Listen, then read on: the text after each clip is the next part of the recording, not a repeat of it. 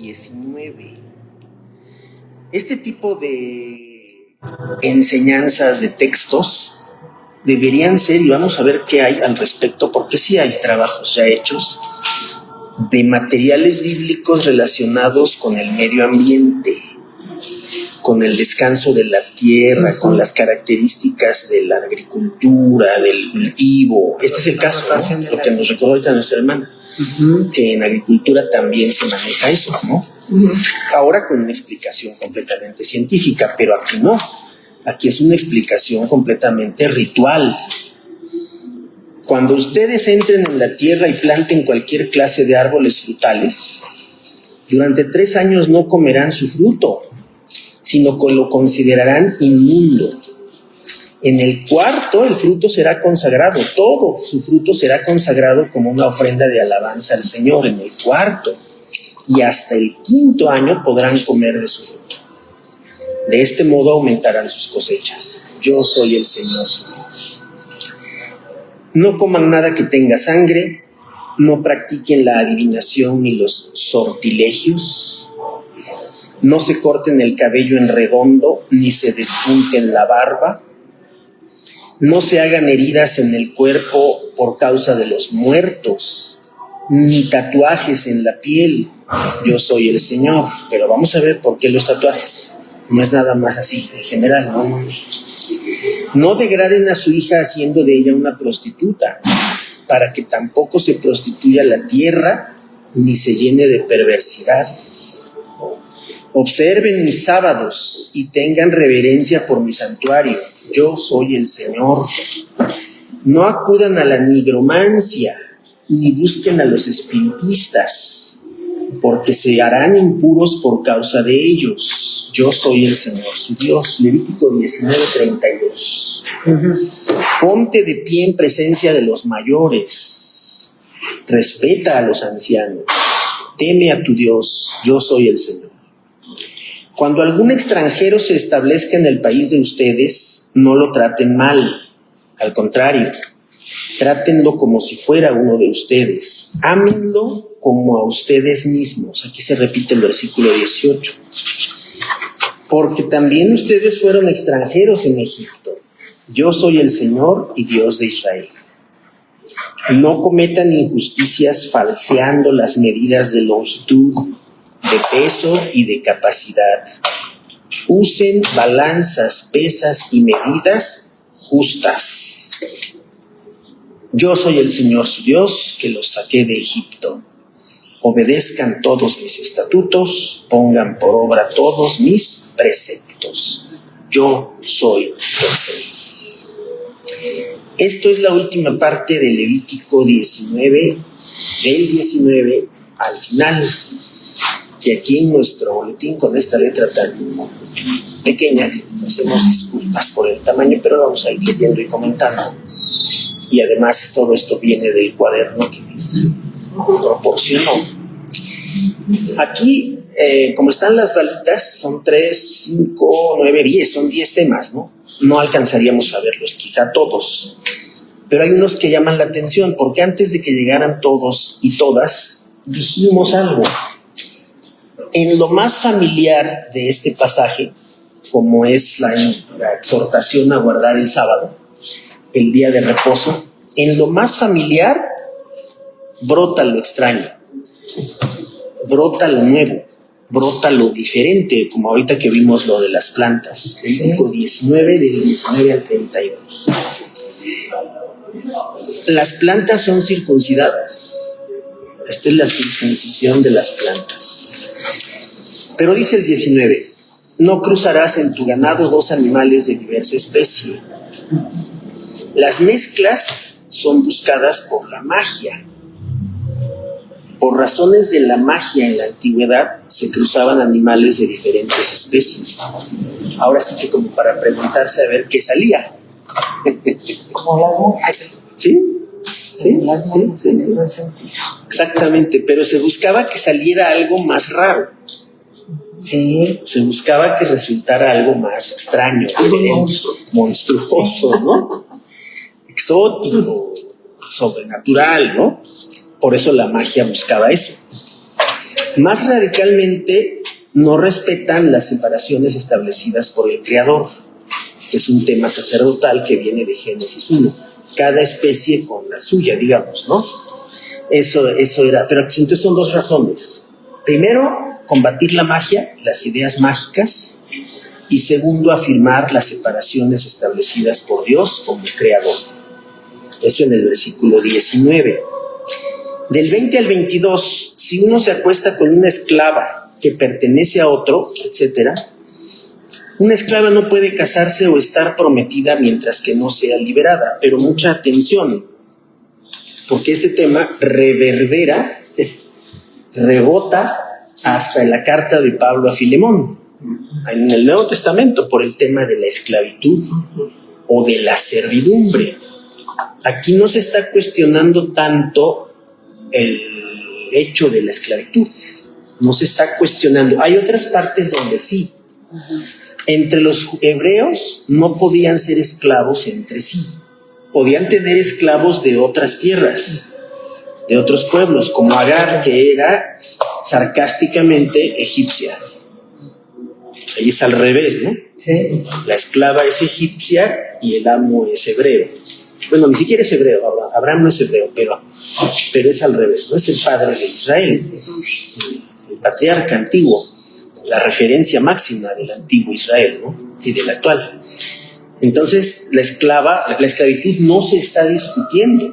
Sí se prohíbe para que no se practicara en Israel. Pero podían tener esclavos de otros lugares, como la egipcia. Bueno, esta esclava no podía casarse si no era liberada. Por tanto, violarla o seducirla, otra práctica patriarcal negativa, ¿no? Abusar de ella, no constituye adulterio con respecto a su señor. Sin embargo, es un delito que exigirá un sacrificio de reparación.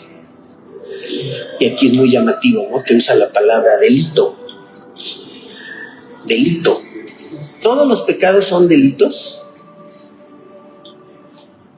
Yo digo que y al revés. Sí, ¿no? Y al revés.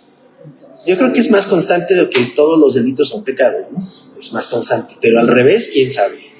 Habría que ver. Porque los delitos están tipificados en las leyes humanas, ¿no? Y los pecados están tipificados en las leyes divinas, ¿no? Esa es la diferencia, ¿no? Pero hay puntos de coincidencia, por ejemplo, el homicidio, la violación, en fin, cosas que son constantes, ¿no? Son delitos y son pecados también. Pero ese es un tema colateral.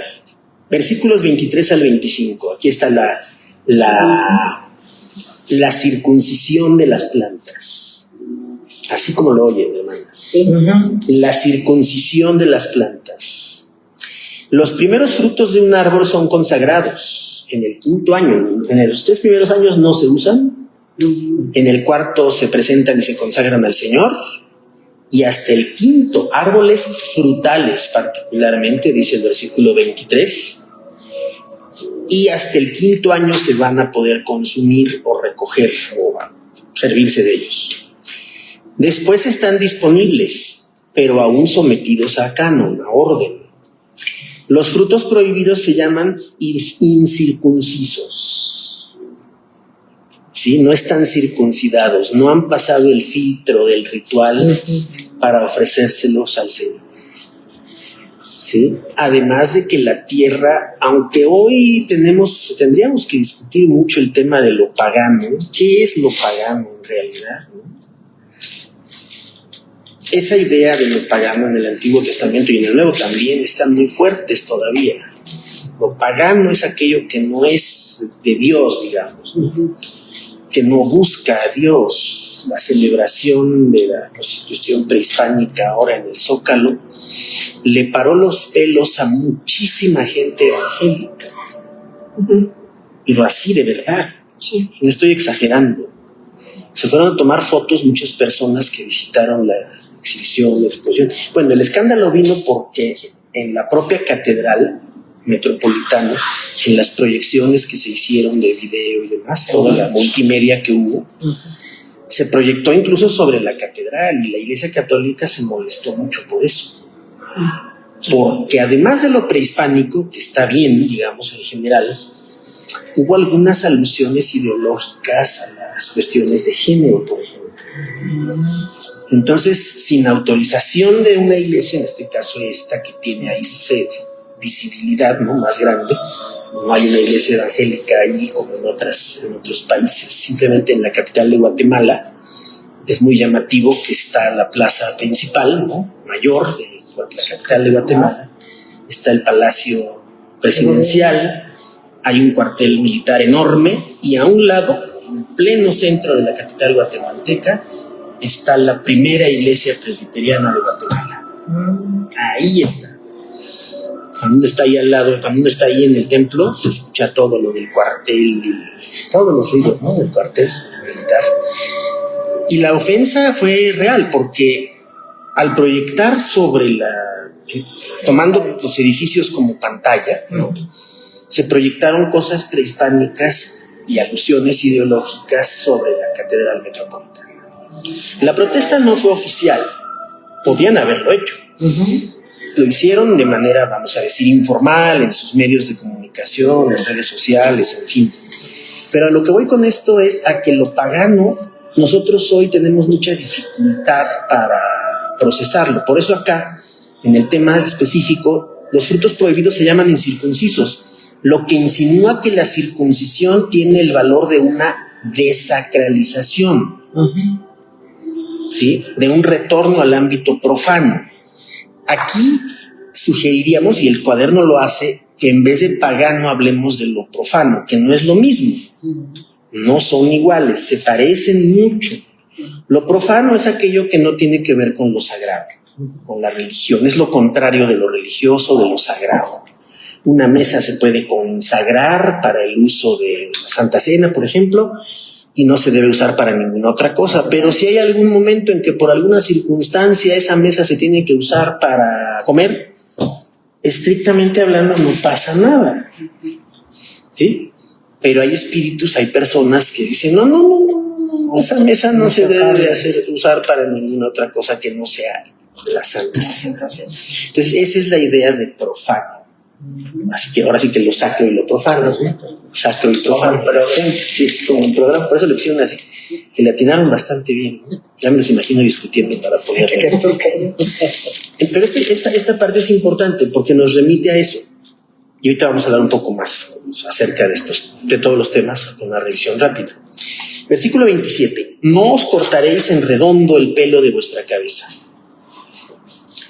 Como cuando nos preguntan en la peluquería, ¿cómo quiere la parte de atrás? ¿Cuadrada o redonda, no? Sí. Dígase que a las mujeres no, pero a nosotros se nos pregunta, ¿cuadrado o redondo? Sí. Las mujeres también cuando usan corte. También lo veremos así. Exacto. Y yo cuando a los niños nos contábamos como el Principito, todo redondo. Sí. Aquí no es tanto esa idea, sino el corte de pelo. Ni os afeitaréis los bordes de la barba. Por eso los judíos se dejan la barba. Una prescripción análoga para los sacerdotes, muy parecida en el capítulo 21, hace pensar que se trata de signos de duelo. Pero en ella se pueden apreciar también ritos conocidos en otros lugares, Arabia, Libia, Egipto, que tenían un significado religioso, lo que los hacía rechazables. Y en el Nuevo Testamento esto va a aparecer muy intensamente, aunque no está tan claro porque normalmente no se habla de esos aspectos culturales. ¿A quién le importa si los romanos usaban barba o no? Pues a nosotros nos importa. A nosotros el texto nunca se refiere a eso, bíblico tal cual, pero lo cierto es que los romanos y los griegos se afeitaban completamente la cara, a diferencia de los judíos. Y la juventud judía, para variar, las modas juveniles de la época, ya había gimnasios en Palestina, lo cual era un sacrilegio. Había gimnasios allí, sí, paganos, griegos y latinos, ¿no?, romanos. Había gimnasios. La plaga de la moda de los gimnasios, perdón por lo de plaga, pero viene de siglos atrás, la moda de los gimnasios, y se debe a los griegos y a los romanos, ¿no? Cuidar el cuerpo, ejercitarlo. Pues en Palestina se instalaron gimnasios y muchos jóvenes judíos de la época del Señor Jesús se empezaron a afeitar la cara. querían parecer griegos, querían parecerse a los romanos. Por eso en las películas ustedes ven a Poncio Pilato completamente rasurado. Sí, sí. Y los legionarios y los soldados, con todo el mundo rasurado, no se dejaban la barba. A diferencia de los judíos y de otros pueblos, ¿no? Pero eso es interesante. Y aquí dice, no te vas a rasurar. Versículo 28, que es el de los tatuajes. No usaréis incisiones en la carne por un muerto. Esto es una incisión, casi es un tatuaje, pero es una incisión, es un corte. Es un corte en la piel. No te lo harás por un muerto, ni tatuajes en la piel. Entonces no es el tatuaje contemporáneo. Sí, no es el tatú contemporáneo, no es eso. El piercing es otro problema, pero no es el tatuaje. Así decir, que uno diga, es que la Biblia prohíbe hacerse tatuajes. ¿Por qué lo hace? ¿Y qué tipo de tatuajes se prohíben? Aquí está la explicación y el comentario. Podemos pensar que se trata más de prácticas en honor de un dios de la vegetación que se considera que muere en cada estación seca, y ahí hay algunas citas. Ezequiel 8, Deuteronomio 14, 26, podríamos verlas ahora. Se trata más de eso que de costumbres funerarias, pero esa es la asociación que había entre la incisión en la piel, cortarse o tatuarse. El tatuaje es una pintura permanente, Sí. o no permanente, también las hacemos. Cuando se tatúan el nombre de la novia, del esposo, y se divorcian y todo, es un lío. Pero bueno, entonces la calavera no sería también algo. Lo que pasa es que el tatuaje contemporáneo está asociado a las personas que están en la cárcel. Sí, completamente asociado. Tienen todo el tiempo del mundo ahí para tatuarse, pero no solo por el tiempo que tienen, sino por la cultura o la subcultura de la cárcel. Buscan, por ejemplo, cuando los que se tatúan cosas religiosas, que se ponen a la Virgen de Guadalupe en la espalda, en el pecho, las cruces, Cristo mismo, ¿no? Sí, sí. Usamos un mesero que trae un rostro de Cristo aquí en el brazo, ¿no? Aquí trae un rostro de Cristo en el brazo. No, el otro día mi esposa le insistió, pero ¿por qué te tatuaste eso? No, pues es que me gustó.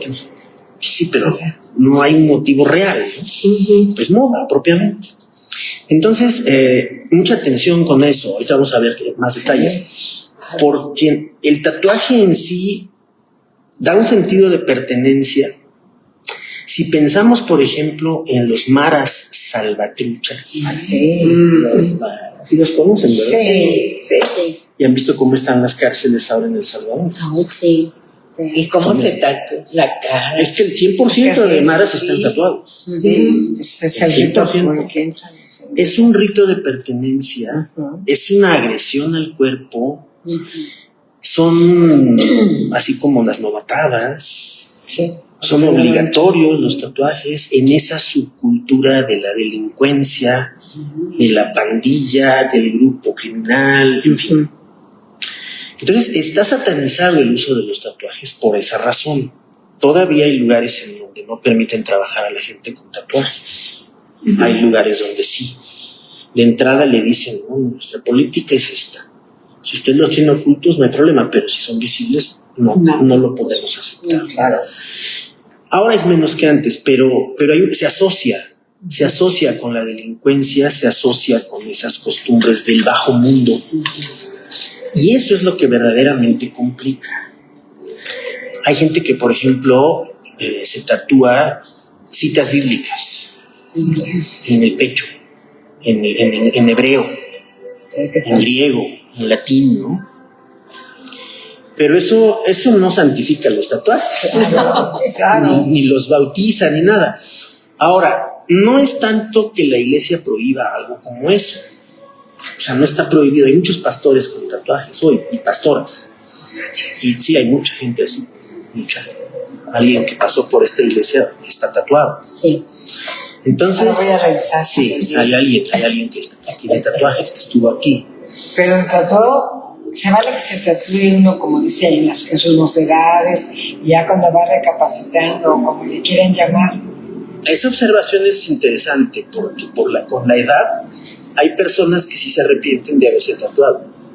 Sí. Y ya no se puede. Y luego se requiere. No se puede. Los que son... Hay gente que sí lo hace, ¿no? Me refiero a especialistas que lo hacen.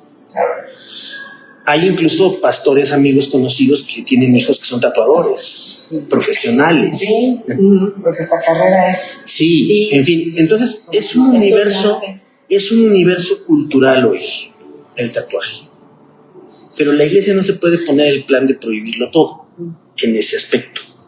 Pues no se trata de prohibir, se trata de pensar antes de hacerlo. O sea, ¿con qué objetivo? ¿Con qué propósito? ¿Qué quieres representar? Muchas personas que están en la cárcel dicen, me tatúo esto como manda o como búsqueda de que si el Señor cuando se convierten en la cárcel, que ahora hay un exceso de conversiones en la cárcel.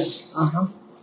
Deben que salen pastores y pastores. Sí, pero hay muchas situaciones ahí complejas. Yo no estoy descalificando a todos o a todas. Pero hay situaciones que me ha tocado ver, incluso un caso muy complejo, muy delicado que me tocó en la iglesia donde estuve antes de venir acá, de una hermana que tenía un familiar político que había estado en la cárcel y que salió, supuestamente ya se había convertido en la cárcel, pero salió para cobrar venganza. Y estuvo a punto de llegar a la iglesia y una persona nos dijo, no, cuidado con eso. Mucho cuidado, porque si ustedes lo reciben bien, puede ser que la cosa sea muy favorable, pero con una mala cara de alguien que haya por ahí, con eso se lo echan de enemigo. Hay muchas. Es complicado, muchísimo. Qué bueno que el Señor cambia vidas, eso no se discute. El Señor, desde que cambia vidas, las cambia. No se discute, es un hecho. Pero hay personas que reinciden, salen y reinciden. Dicen en la cárcel que se han convertido y salen y reinciden. Es muy difícil manejar esas situaciones porque, como esto que mencionaba, si los tratamos bien, no sabemos qué puede pasar. Y si lo estamos mal, ya sabemos qué va a pasar porque hay rencor, resentimiento y demás. Para esto salí. Bueno, todo eso por el tema de los tatuajes, ¿no? Que es muy amplio. Versículo 28, ya lo leí. 29, aquí se trata probablemente de prostitución cultural. Prostitución ritual, religiosa, cultos otra vez paganos, porque no se les puede calificar de otro modo, diríamos exóticos, ¿no? Exagerados, cultos en los que había prostitución ritual, que eso pasaba en Corinto. Cuando Pablo le dice pónganse el velo, hermanas cristianas, porque si no lo dice así, pero pónganse eso porque si no las van a confundir con prostitutas sagradas y andan en la calle. Las van a confundir. Pues pónganse el velo y con el velo ya las confunden. Prostitución cultural, aunque no hay un testimonio seguro en esta época. Es una época dudosa, digamos. Hay elementos anteriores al exilio y hay elementos posteriores al exilio. El otro ya lo comentábamos. El Levítico refleja 3 etapas. Antes del exilio, durante y después. Refleja 3 etapas, ¿no? Por ejemplo, aquí cuando se habla de la tienda de reunión o del tabernáculo, todavía parece que es un texto anterior al exilio. Cuando ya se habla del templo, o es también es anterior al exilio, pero puede ser también posterior. Es más, hasta de la época del segundo templo, el templo de Zorobabel y todos ellos, ¿no? Nehemías y Esdras. Bueno, entonces aquí dice, incluso en eso está implicado el suelo. La tierra será prostituido, es decir, va a ser rebelde a Dios. En los profetas encontramos mucho el tema de la prostitución aplicada al pueblo. Y el Señor dice textual, muchas veces, mi pueblo se ha prostituido. Sí.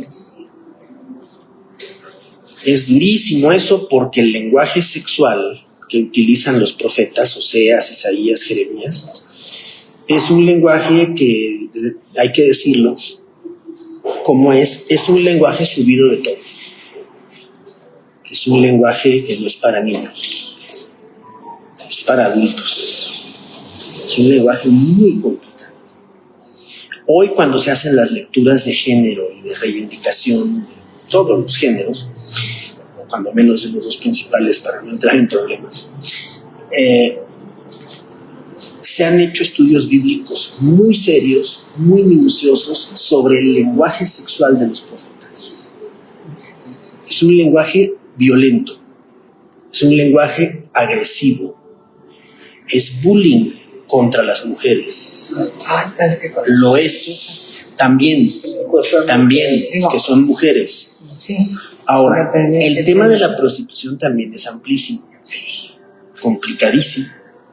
Aquí se alude a lo cultural, pero el comentario va a explicar que no es dice, habla de la prostitución, ¿cómo le llama? Regular. O sea que tenía también regular.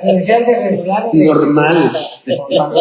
Normal, ¿no? Sí. Como cuando Ruth se disfraza de prostituta. Sí. Y hace lo que ya sabemos. Bueno, entonces, dos problemas aquí, ¿no? La prohibición, no pongas a tu hija de prostituta. Literalmente hoy tendríamos que decir, y sobre todo pensando en el estado de Tlaxcala en México, ustedes saben que Tlaxcala es el principal estado del país donde está la trata de personas y los proxenetas. Le preguntan a los niños hombres en la calle en Tlaxcala, ¿qué quieres ser? Yo quiero ser padrote. Sí. Así dicen los niños de 8 o 9 años. Yo quiero ser padrote. Y el versículo que tenemos acá, el 29, se le dice al hombre, al padre de familia, se le dice textualmente, no degraden a su hija haciendo de ella una prostituta. O sea, no toleren que se dedique a eso. Es más, no sean proxenetas. La palabra proxeneta es la elegante para no decir padrote. Se entiende más la otra, pero la correcta, digamos, la elegante es proxeneta. Para que tampoco se prostituya la tierra, dice. Le pega a la tierra, o sea, la tierra se contamina con la prostitución. Es un problema grave, grande, que ya existía, por eso le llaman el oficio más, y ustedes ya saben. Sí, el más, ya saben ustedes, ¿no? Eso dice.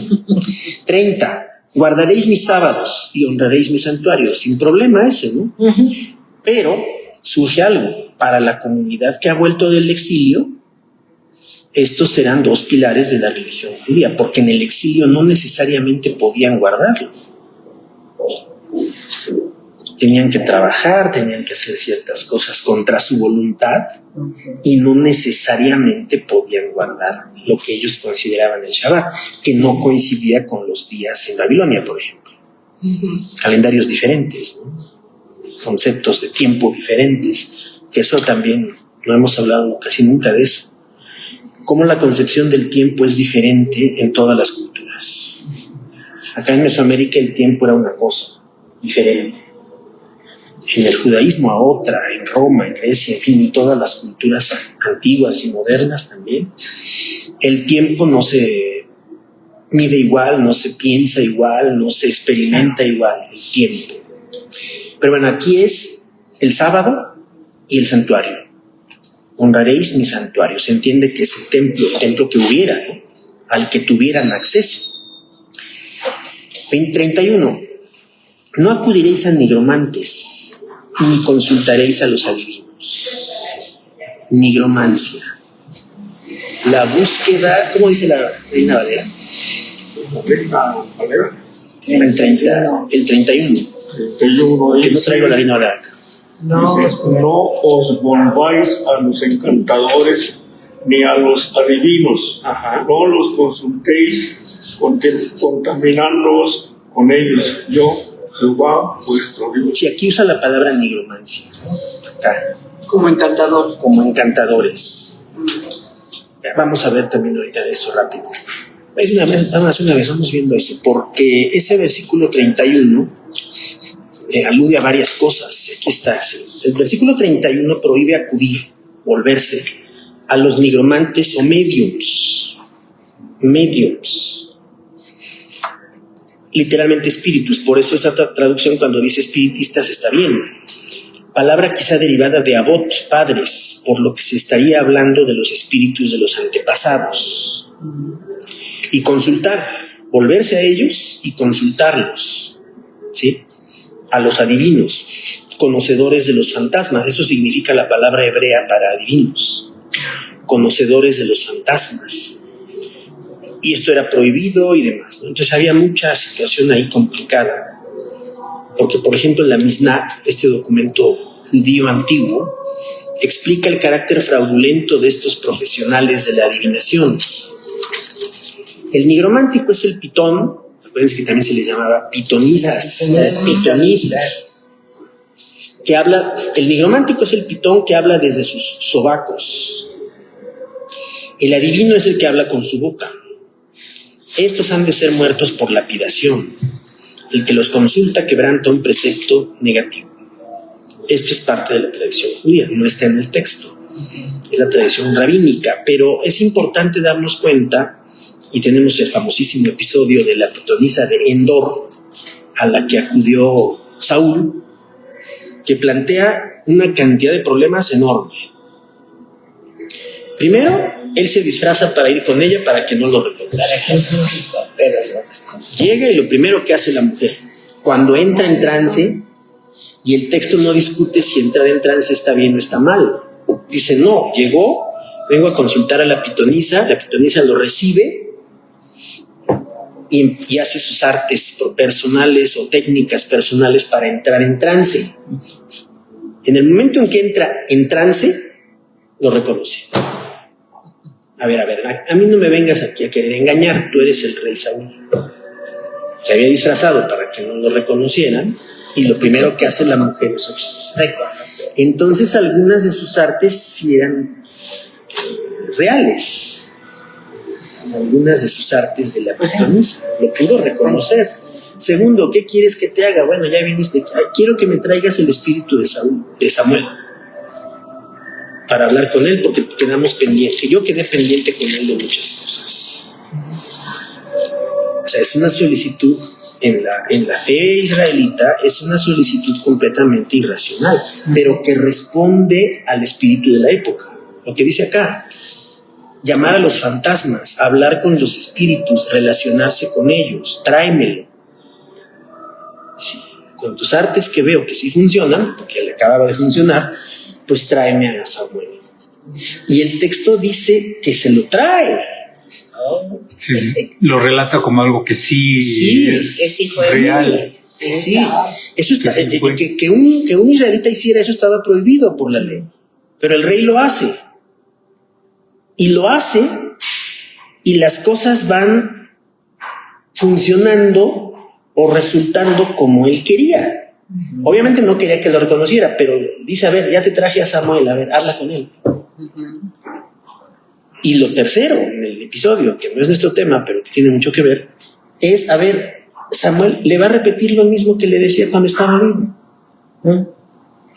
Ahí es donde se echa abajo la irracionalidad y el sentido de la prohibición de hacer. ¿Para qué lo vas a consultar si te va a repetir lo mismo?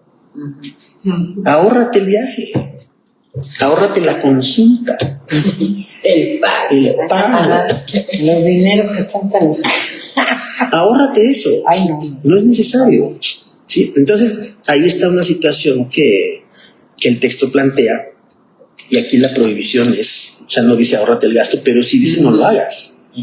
Si no te acerques a los nigromantes, a los medios, al espiritismo, no te acerques, porque serán impuros por causa de ello. Aquí la prohibición es por razones rituales. Versículo 34 y 35, que ya el 36 más bien, que son ya como más recordables, ¿no? El inmigrante será para vosotros como un nativo más. Este principio tendrá una extensión bastante amplia por lo que se refiere a las prácticas religiosas desde Éxodo 12, pero no para el derecho de propiedad, que tiene sus, ahora digamos que son las acotaciones, ¿no? Cuando hay una promoción y dicen, aplican restricciones, ¿no? Hay restricciones para eso. Pero aquí la parte importante que ya veíamos es que en el versículo 34 se repite lo que dice el versículo 18, trátenlo como si fuera uno de ustedes y ámenlo como a ustedes mismos. A tu prójimo, ama a tu prójimo como a ti mismo. Es el 19:18, pero también es el 19:34. Al extranjero también hay que amarlo como a uno mismo. El extranjero es prójimo. ¿no? Entonces, esto es muy importante. Aquí la única restricción que va a haber posteriormente es la propiedad. No van a poder tener propiedades. Y el 36, tengan balanzas y pesos justos y sean exactos el peso y la medida. Pero aquí viene la explicación cultural que siempre es útil. Antes del siglo V, se entiende antes de Cristo, no existía la moneda en Israel. La plata debía pesarse en cada transacción. Así. Por eso los fraudes en las pesadas eran doblemente deshonestos. Sí. Bueno, sí. Ya hemos hablado de eso acá. Sí. Ya hemos hablado aquí de eso. Entonces, que los negocios, que las compras, que el comercio sean genuinos, legales y no haya trampas, no haya fraudes, ¿no? Estamos muy bien de tiempo para complementar algunas de estas cuestiones y bueno, así termina el capítulo 19. Yo tengo una inquietud. Dígala. Respecto al tatuaje. Sí. Yo vi a una persona tatuada casi de los 2 brazos, predicando el evangelio a otros compañeros suyos, pero con una vehemencia que a mí me extrañó y me agradó, ¿no? Uno.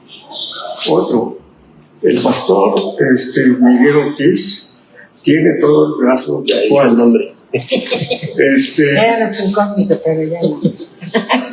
Y eso es reciente. Sí. No estaba así. No estaba así. Pero el trabajo que está haciendo es un trabajo social. Sí. No sé si Termine. es para que lo acepten. Es que eso es para discutirse. Sí. Estrictamente hablando, no es necesario hacer eso. Así. Estrictamente hablando, no es necesario hacerlo. No le agrega un plus en absoluto eso a la predicación, o a la simpatía, o a la cercanía. No es necesario. Estrictamente hablando, no es necesario. Es una decisión personal, respetable y demás, sí, pero no se puede asociar una cosa con la otra necesariamente. No necesariamente. En mi opinión, podemos diferir, en mi opinión no me parece que sea necesario. O sea, asociar una cosa con la otra a mí no me parece necesario. No estoy diciendo que sea inadecuado, malo, no estoy diciendo eso. Simplemente lo que digo es que, y usted lo mencionó muy bien, porque realmente lo conocimos sin ellos, muchas personas. Ahora los tiene y es una decisión personal que se debe respetar y está bien, por decisión de él. Pero asociarlo con lo otro, ahí yo no creo que se pueda. Está bien para nosotros, que lo estamos analizando, pero nosotros, pastores del pacto, ya... Esa es otra situación. ¿Por qué? Porque no se analizan las cuestiones, esos detalles desde el punto de vista cultural. Si él en lo personal asocia que eso le va a permitir tener acceso a determinados círculos, eso es su opinión personal, respetable. Pero en sentido estricto no es necesario, porque mucha gente que predica sin tatuajes en las cárceles sí se gana también la confianza de muchas personas, el rechazo de otras, en fin, todo es variable, ¿no? Hay muchas situaciones, pero no me parece que sea formalmente y estrictamente necesario. Pero sí es una observación interesante, porque se asocia, porque se busca quizá ese grado de aceptación, no lo sé. Pero bueno, a propósito, diga, identidad, muchas cosas, ¿no? Pero eso es la parte cultural. Sí, claro. Porque si uno comenta esto con un grupo de jóvenes y les dicen, no hay problema con que te los pongan, eso se dispara, pero no es porque uno lo esté promoviendo, es porque uno está respetando las decisiones personales. Mientras son menores de edad, sus padres pueden impedirlo, pero la iglesia no, ni siendo menores ni siendo mayores. Ahí lo único que impacta es la familia o los maestros o quien sea, pero siendo menores de edad. Siendo mayores ya es otra historia, ¿no? Pero la iglesia no puede, y de hecho no es así. O sea, la iglesia no prohíbe eso a nadie, pero uno lo dice en un contexto diferente. No, el pastor dijo que no hay problema, y vamos, ¿no? No es así, tampoco es así. Ahora, y he escuchado yo cuando menos un par de personas que al tratar el asunto dijeron, no, entonces no me voy a tatuar porque a lo mejor no consigo trabajo. Tiene sentido. O no va a ser un tatuaje, o no va a ser un tatuaje visible. Si tengo un tatuaje visible en la cara, en el brazo, en una parte visible en la mano, En las manos.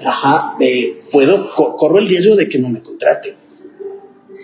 Y claro, ahora con la cuestión de la discriminación y de todas esas cuestiones que hay, pero muchas empresas tienen políticas así. Así es. Y son respetables, y legalmente y laboralmente son respetables también las políticas laborales. ¿Por qué? Por imagen, por esto, por aquello. Tienen sus razones. Y las esgrimen legalmente y son aceptadas. ¿Sí? Es política propia. Y al lado de otras políticas no. Exacto. En términos de alimentación, de horario, todo. Y es que a veces forma parte de la las familia no es tan importante. Yo lo digo por experiencia. Tengo un sobrino que a mi parecer es un hombre inteligente, sobresaliente, buen político, abogado. Se le ocurrió entrar a estos grupos de motociclistas. Ah, claro. Y Sentido su de brazo identidad. limpio, Lucecita. Y un día en familia nos dice, oye tía, ¿a ti te gustaría que yo me tatuara? Y racionalmente, si quiere, todavía no sabía muchas cosas, le dije, no, hijo. Pero le preguntó muy directamente. Sí, a mí me parece ¿Le gustaría? que Pues no me gustaría. tu cuerpo es muy bonito, que el Señor te dio un cuerpo sano. No lo marques, hijo. Y pasó. Usted, Y mi una mamá buena decía, alimentación. y mi hermana, qué bueno. Pasó un mes, lo nombran presidente de esos grupos, ha viajado hasta Alaska y vienen y van. Ay. Y ahora le vi. Sí, pues, Y él alega, no tía, que mira que la muerte, digo, ¿para qué la calavera? Dijo, no, es que constantemente en los viajes la muerte que nos protege. O sea, no es que ese es el otro punto. Ese es el otro aspecto. Los contenidos, los símbolos, lo veíamos en el estudio de la Clemente Juárez. Los símbolos dicen mucho. ¿Cómo voy a tatuar la suástica? No, o sea, por definición no me voy a tatuar la suástica, Claro. ni la Santa Muerte. O sea, por definición. ¿Y luego a quién? Sí, visible. Ahora sus brazos, ahora que lo vi, dije, wow.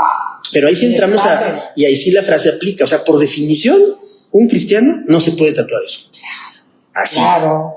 Ahí entramos al contenido, a la forma. A ver, ¿qué te quieres tatuar? Ah, es que me quiero tatuar Génesis 1 en hebreo.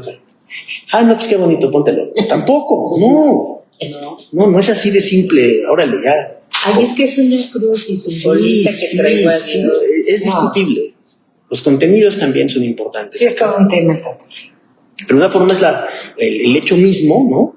La parte física, digamos, y otra es la parte simbólica.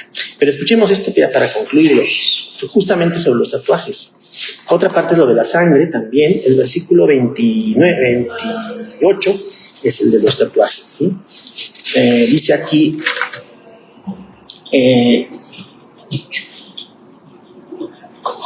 está el corte de pelo. Aquí están los tatuajes. Estas prohibiciones eran expresas para los sacerdotes. Hoy diríamos para los pastores, ¿no? Por extensión, ¿me explico? Sí. En cierto sentido, para darle continuidad, pensaríamos así, pero tampoco es así a rajatabla. No, porque hay citas al respecto, 21.5 y Ezequiel 44.20. Vamos a ver esa. Ezequiel 44.20. No podemos ver todas las citas, pero sí algunas. Por el tiempo todavía tenemos 5 minutitos.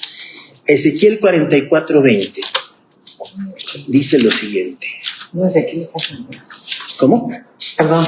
Es que ahora que estoy leyendo aquí dije, wow, qué profeta se lo gastaba. No se raparán la cabeza, pero tampoco se dejarán largo el cabello, sino que se lo recortarán prolijamente. Sí, son algunas exhortaciones. No es exactamente, explícitamente sobre el tatuaje como tal. Pero aquí son para ellos de entrada. Precisamente sobre la base de que Israel es un pueblo consagrado a Yahvé. Sí, como hay otros elementos por ahí. Pero entonces el tatuaje tiene esa situación de aquí está. Hacerse incisiones en el cuerpo por un muerto. Eso era en la cultura antigua. O tatuajes. En Qumran, en las cuevas de Qumran, donde estaba la comunidad de Qumran, en el Mar Muerto, ahí sí eran específicos. Está prohibido pintarse el cuerpo. Tal cual, en Qumran. Sí. Y luego, prácticas que desde el código de Hammurabi ¿Qué tal? señalaban la pertenencia de un esclavo a su dueño. Otro tema colateral. Como sellar un animal. Ajá. Caballos, toros, ¿no? sellarlo.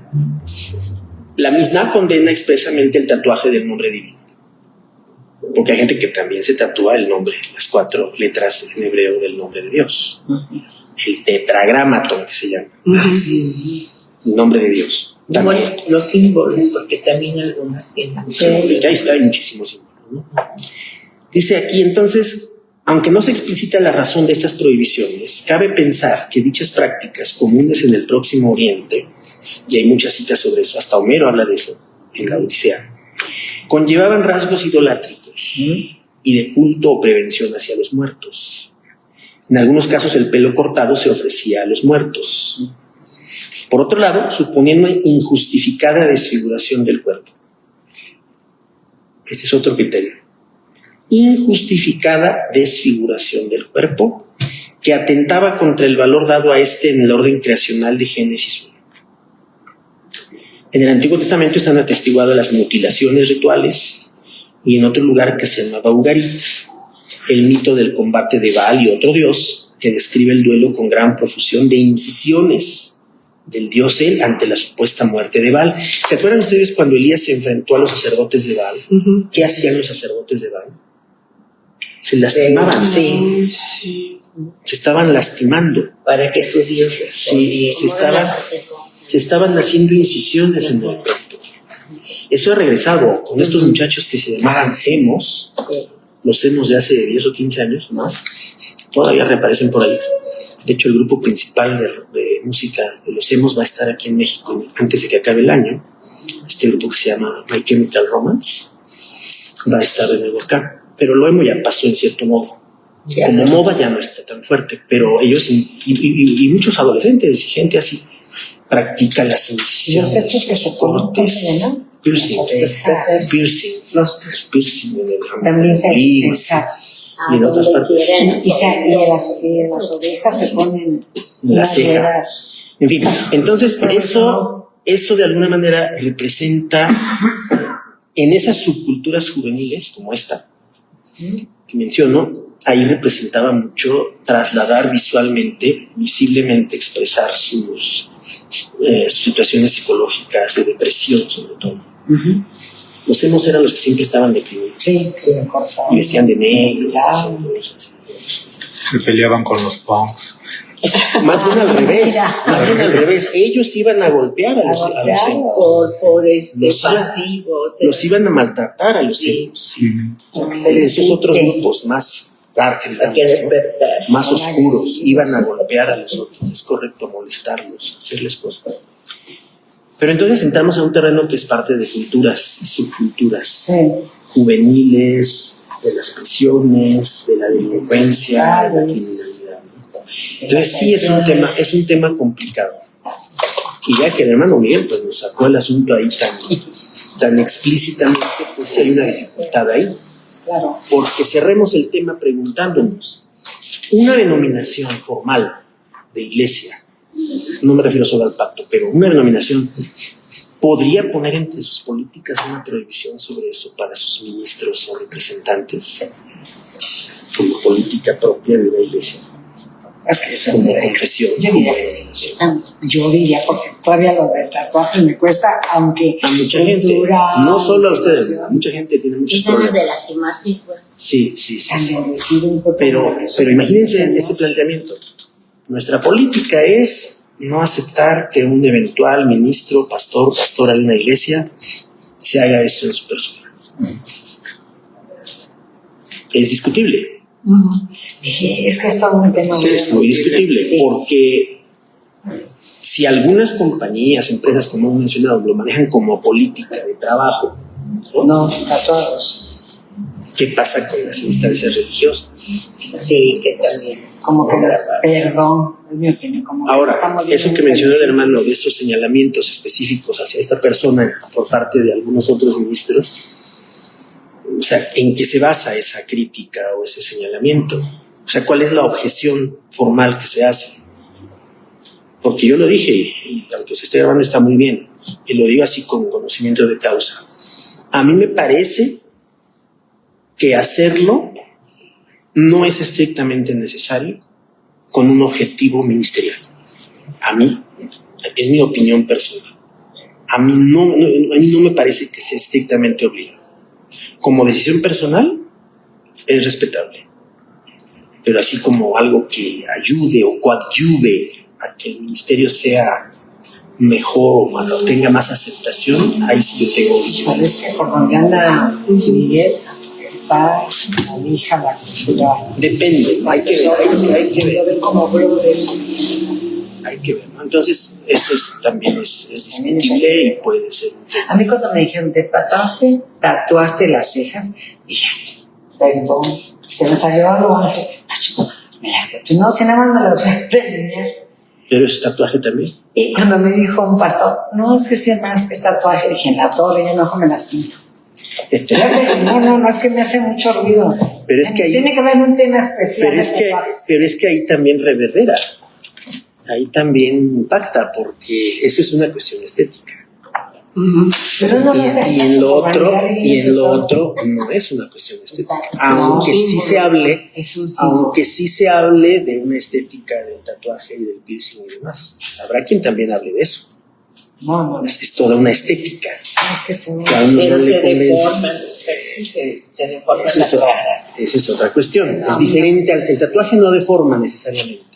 Es la cuestión visual, el impacto visual. Y ya ha avanzado tanto pero el piercing sí. Colores y que si la rosa te la piden y que la piel qué bonita se luce. Dices tú, hijo.